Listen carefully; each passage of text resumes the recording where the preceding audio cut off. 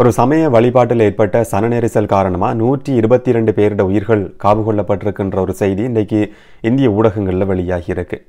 ஆனால் அந்த செய்தியை அப்படி சொல்கிறத விட மக்கள்கிட்ட முட்டாள்தனம், மூட நம்பிக்கை, ஒரு போலி சாமியார் காரணமாக தான் இந்த 122 பேருடைய உயிர்களும் காவு கொள்ளப்பட்டிருக்குன்னு சொல்கிறது தான் பொருத்தமானதாக இருக்கும்.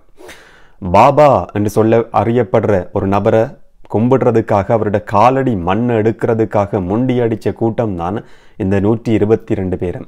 அவர் ஒரு சாதாரணமான நபர், போலே பாபா என்று சொல்லி மக்களால் போற்றப்படுற ஒரு நபர். ஆனால் பாலியல் குற்றச்சாட்டுகளையும் எதிர்நோக்கி இருக்கிற ஒரு நபரோட காலடி மண் எடுக்கிறதுக்காக முண்டி அடித்த கூட்டம் தான் இப்படி உயிரிழந்திருக்கின்றதும் இதில் இருக்கிற மிக முக்கியமான ஒரு விஷயம். இது ஒரு துயரமான செய்தி. 122 பேருடைய உயிர்கள் காவு கொள்ளப்பட்டிருக்கு. ஆனால் இதுக்கு பின்னால் தெரிஞ்சு கொள்ள வேண்டிய மிக முக்கியமான சில விஷயங்கள் இருக்கு. உலகத்தினுடைய பல நாடுகள்லையும் இந்த மாதிரியான போலி மத நம்பிக்கைகள், மூட நம்பிக்கைகள் திட்டமிட்டே பரப்பப்பட்டு வருது. இது ஒரு மிகப்பெரிய வலையமைப்பு என்று சொல்லியே சொல்ல முடியும். இது தனியே ஒரு மதம் சம்பந்தப்பட்ட விஷயம் மட்டும் கிடையாது. இன்னைக்கு சர்வதேச ஊடகங்கள் எடுத்து பார்க்குற நேரத்தில் இந்து மத வழிபாட்டில் ஏற்பட்ட சம்பவம் கூட்ட நெரிசல் என்று சொல்லி தான் இந்த செய்தி சொல்லப்பட்டு வருது.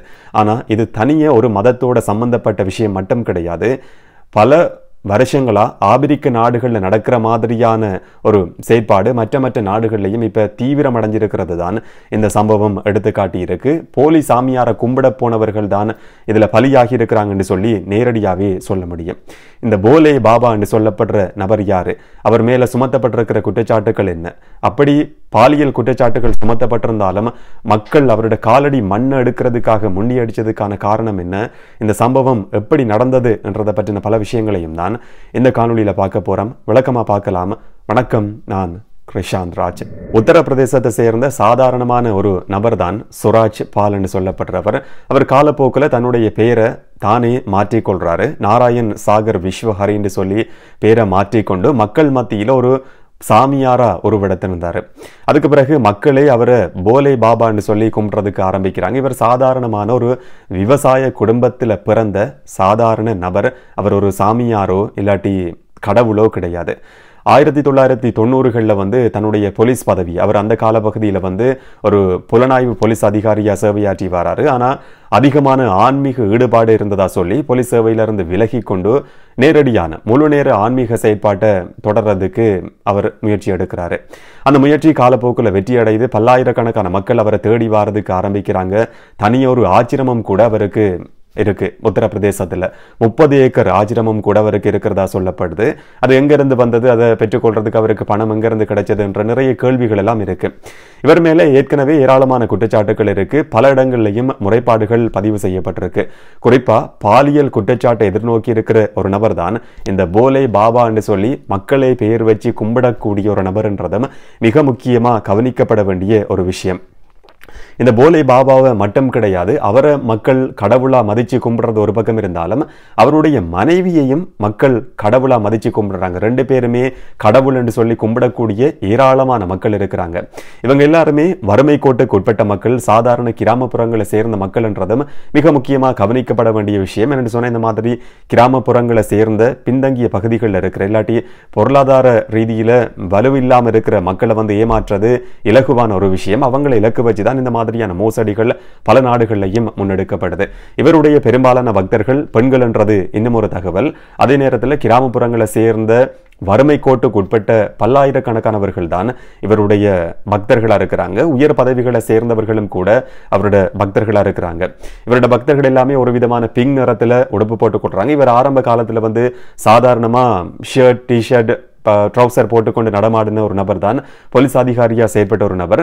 அதுக்கு பிறகு ஆன்மீகத்தில் அதிகமான ஈடுபாடு இருக்குன்னு சொல்லி தன்னுடைய நடை பாவனையிலையும் மாற்றத்தை, வித்தியாசத்தை ஏற்படுத்தி கொள்றாரு. மக்கள் மத்தியில் ஒரு நம்பிக்கை ஏற்படணும்ன்றதுக்காக அந்த மாதிரியான மாற்றம் ஏற்படுது. அவருக்கு இருந்த அந்த ஆசிரமத்தில் பல்லாயிரக்கணக்கானவர்கள் ஒவ்வொரு கிழமையும் அவருடைய சொற்பொழிவை கேட்கறதுக்காக கூடியிருக்கிறது வளமையான விஷயமா மாறி இருந்தது.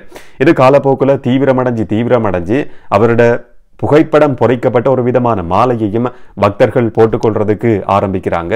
அதன் மூலமா தங்களுக்கு தொழில் வாய்ப்பு கிடைக்கும், குடும்பத்தில் இருக்கிற பிரச்சனைகளுக்கு தீர்வு கிடைக்கும், பொருளாதார ரீதியில நன்மை கிடைக்கும் என்ற மூட நம்பிக்கைகள் எல்லாமே திட்டமிட்டு மக்கள் மத்தியில ஏற்படுத்தப்பட்டிருந்தது. இவரோட சொற்பொழிவை கேட்கறதுக்காக மக்களுக்கு அனுமதி கொடுக்கப்படும், எந்த விதமான கட்டணங்களும் கிடையாது. ஆனா அங்க இருக்கிற ஒரு விஷயம் என்னன்னு சொன்னா, ஊடகங்களுக்கு எந்த விதமான அனுமதியும் அந்த ஆசிரமத்தில் கொடுக்கப்படுறது கிடையாது. அவரோட சொற்பொழிவை பதிவு செய்யறதுக்கு யாருக்குமே அனுமதி கிடையாது, வீடியோ எடுக்கிறதுக்கு அனுமதி கிடையாது. இதுக்கான காரணமா சொல்லப்படுறது விளம்பரம் அவருக்கு பிடிக்காதுன்ற ஒரு விஷயம் காரணமா சொல்லப்படுது. ஆனா வெளி உலகத்துக்கு இந்த மாதிரியான விஷயங்கள் தெரியக்கூடாது, திட்டமிட்டே ஒரு பகுதி மக்களை மட்டும் ஏமாற்றலாம் என்ற அடிப்படையிலையும் இந்த மாதிரியான விஷயங்கள் முன்னெடுக்கப்பட்டிருக்கலாம். இந்த மாதிரியான சொற்பொழிவு ஒவ்வொரு செவ்வாய்க்கிழமையும் நடத்தப்படுறது வளமையான ஒரு விஷயமா மாறியிருந்தது. கிட்டத்தட்ட ஆயிரக்கணக்கான மக்கள் 12,000 பேர் வரைக்கும் ஒவ்வொரு செவ்வாய்க்கிழமையும் அந்த சொற்பொழிவுல கலந்து கொள்வாங்கன்னு சொல்லப்படுது. கோவிட் காலப்பகுதியிலையும் தனிமைப்படுத்தல் காலப்பகுதி அந்த நேரத்திலையும் கூட பல்லாயிரக்கணக்கான மக்களை கூட்டி சொற்பொழிவு நடத்தினார் என்ற குற்றச்சாட்டும் கூட முன்வைக்கப்பட்டிருந்தது. ஆனா போதுமான நடவடிக்கைகள் எடுக்கப்படல என்ற இன்னும் ஒரு குற்றச்சாட்டு கூட இருக்கு. என்னன்னு சொன்னா, அரசியல்வாதிகளுக்கு நெருக்கமான ஒரு நபரா இவர் இருக்கிறாரு. அவருடைய பின்புலம் என்ன, அவருக்கு பணம் எங்கிருந்து கிடைக்குது, இந்த அளவு 30 ஏக்கர்ல ஆசிரமத்தை வச்சிருக்கக்கூடிய அளவுக்கு எப்படி ஒரு சக்தி வாய்ந்த நபரா, சாதாரண குடும்பத்தை சேர்ந்த நபர் மாற்றம் அடைஞ்சார் என்ற மிக முக்கியமான கேள்விகள் எல்லாம் இருக்கு. அந்த கேள்விகளுக்கான பதில் இதுவரைக்கும் கிடையாது. அவரோட உடலை பாதத்தை கழுவுற அந்த தண்ணி எடுக்கிறதுக்காகவும் அந்த மண்ணை தொட்டு கும்பிடுறதுக்காகவும் பல்லாயிரக்கணக்கான மக்கள் முண்டி அடிக்கிறது வளமையான ஒரு விஷயமா மாறியிருந்தது. எப்படியான பின்புலத்தில் தான் நேற்று அந்த சொற்பொழிவு நடத்தப்படுது. அந்த சொற்பொழிவுல கிட்டத்தட்ட 80,000 மக்கள் கூடுவாங்கன்னு சொல்லி அனுமதி கேட்கப்பட்டிருந்தது. இதுக்கு முதல்லையே நீண்ட நாட்களுக்கு முதல்லே இதுக்கான ஏற்பாடுகள் செய்யப்படுது, கூடாரங்கள் அமைக்கப்படுது. 80,000 மக்களுக்கான அனுமதி கேட்கப்பட்டு அதுல அதிகமான மக்கள் கலந்து கொண்டாங்கன்ற குற்றச்சாட்டு சுமத்தப்பட்டிருக்கு. இது சம்பந்தமான விசாரணைகளும் இப்ப ஆரம்பிக்கப்பட்டிருக்கு. 80,000 பேர் மட்டும் வருவாங்கன்னு சொல்லப்பட்ட நிலையில 2,50,000 பேர், 2.5 லட்சம் பேர் அந்த இடத்துல கூடியிருந்ததா சொல்லப்படுது. இதுக்கு முக்கியமான காரணம் சன நெரிசல். ஆனா இன்னும் ஒரு மேலதிகமான காரணமா சொல்லப்படுறது, அந்த இடத்துல அதிகமான வெப்பம் நிலவி இருந்தது, மூச்சு திணறல் ஏற்பட்டிருந்தது, போதுமான காற்றோட்டம் கிடையாது. இந்த மாதிரியான பிரச்சனைகள் தான் இதுக்கான காரணம் என்று சொல்லப்படுது. இதுல அந்த போலி சாமியார், போலே பாபா என்று சொல்லப்படுறவர் நடந்து போறதுக்காக தனியே ஒரு கட்டமைப்பு, ஒரு மேடை மாதிரியான பகுதி அமைக்கப்பட்டிருந்தது. மக்கள் அதில் ஏற முடியாது, அவர் மட்டும் நடந்து போறதுக்காக அந்த கட்டமைப்பு உருவாக்கப்பட்டிருந்தது. நிகழ்ச்சி முடிஞ்சு போலே பாபா சொல்லப்படுற அந்த சாமியார் அங்கிருந்து வெளியேறதுக்கு ஆரம்பிக்கிறாரு. அதுக்கு பிறகு கூட்டம் முண்டியடிக்கிறதுக்கு ஆரம்பிக்குது. அவருக்கு ஒரு தனி பாதுகாப்பு பிரிவு இருக்கு, தனி சொகுசு வாகனம் இருக்கு. அந்த வாகனம் அங்கிருந்து வெளியேறி கொண்டிருந்த சந்தர்ப்பத்தில் சன நெரிசல் அதிகமாகுது. இது அந்த போலே பாபா என்று சொல்லப்படுற சாமியாருக்கு தெரியும், மக்கள் முண்டி அடிக்கிறாங்கன்றது தெரியும். அப்படி இருந்தும் கூட அவர் அதை கண்டுகொள்ளாம அங்கிருந்து வெளியேறினார் என்ற குற்றச்சாட்டும் கூட முன்வைக்கப்பட்டிருக்கு. இப்படி மக்கள் கூட்டம் முண்டி அடிச்சதுக்கான காரணம், அவர் நடந்து போன அந்த இடத்துல, இல்லாட்டி அவருடைய கார் போன அந்த கார் டயர் பட்ட இடத்துல இருந்து மண்ணை எடுத்துக்கொண்டு அது புனிதமானது என்று சொல்லி தொட்டு கும்பிடுறதுக்காகவும் வீட்டுக்கு அந்த மண்ணை எடுத்து போறதுக்காகவும் தான் மக்கள் கூட்டம் முண்டி அடிச்சிருக்கு. அந்த மண்ணை எடுக்கிறதுக்காக பலர் குனிறாங்க. கீழே குனிஞ்சவர்கள் திரும்ப எழும்ப முடியாத நிலைமை ஏற்படுது. சன நெரிசல் அதிகமாகுது. கீழே இருந்த பலரையும் ஏறி மிதிச்சு மக்கள் கூட்டம் அங்கிருந்து வெளியேறதுக்கு முயற்சி எடுத்ததால் தான் இந்த மாதிரியான ஒரு மிக துயரமான சம்பவம் நடந்திருக்கு. 122 பேருடைய உயிர்கள் இதுவரைக்கும் காவு கொள்ளப்பட்டிருக்கிறதா சொல்லப்படுது. பலருக்கு என்ன நடந்ததுன்னு சொல்லி இதுவரைக்கும் கண்டுபிடிக்க முடியாத ஒரு நிலைமை உருவாகி இருக்கு. பலருடைய சடலங்கள் வைத்தியசாலைகளில் வைக்கப்பட்டிருக்கு. இதுவரைக்கும் சடலங்களை அடையாளம் காண முடியாத ஒரு நெருக்கடியான சூழல் கூட உருவாகி இருக்கு. இதுல கலந்து கொண்டவர்கள் சொல்ற விஷயம் என்னன்னு சொன்னா, இந்த நெருக்கடி ஏற்பட்டதுக்கும் பாபாவுக்கும் எந்த விதமான சம்பந்தமும் கிடையாது, இது ஒழுங்காதான் ஏற்பாடு செய்யப்பட்டிருந்தது, மக்கள் முண்டி அடிச்சது தான் இப்படி ஒரு நிலம் உருவானதுக்கான காரணம் என்று சொல்லி அந்த பக்தர்கள் சொல்றாங்க. அவங்களுக்கு இருக்கிற நம்பிக்கையில எந்த விதமான ஒரு குறைபாடும் ஏற்பட்ட மாதிரி இல்லை. பாபா மேல ஒரு குற்றச்சாட்டு, போலி சாமியார் மேல ஒரு குற்றச்சாட்டை முன் வச்சதாவோ இல்லாட்டி ஒரு அதிருப்தி ஏற்பட்டதாவோ இதுவரைக்கும் தகவல்கள் வெளியாகல. ஆனா மற்ற சாதாரண பொதுமக்களை பொறுத்த வரைக்கும் இந்த மாதிரி அதிகமான மக்கள் கூடுற ஒரு கூட்டத்துக்கு எந்த அடிப்படையில் அனுமதி கொடுக்கப்பட்டது என்ற குற்றச்சாட்டு கூட சாதாரண பொதுமக்களால் முன்வைக்கப்பட்டிருக்கு. நான் ஆரம்பத்திலே சொன்ன மாதிரி அரசியல் தொடர்பு கூட அவருக்கு இருக்கு. அதுவும் ஒரு பின்புலமா சில நேரங்களில் இருந்திருக்க முடியும்.